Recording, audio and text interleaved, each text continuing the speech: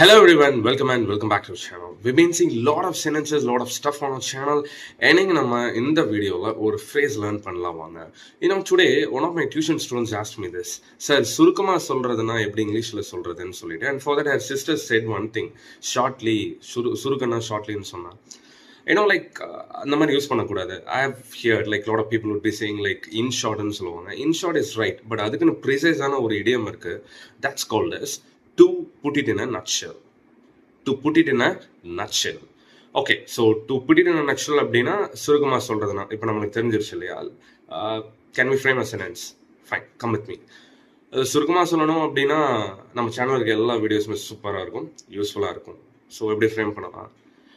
To put it in a nutshell, all the videos on our channel will be very useful. Correct? இப்போ உங்களோட task, it's your turn, you frame this. சுருக்கமாக சொல்லணும் அப்படின்னா நீ ரொம்ப ரொம்ப குட் பாய், நீ ரொம்ப நல்லவன், ரைட்? இதை எப்படி ஃப்ரேம் பண்ணலாம்?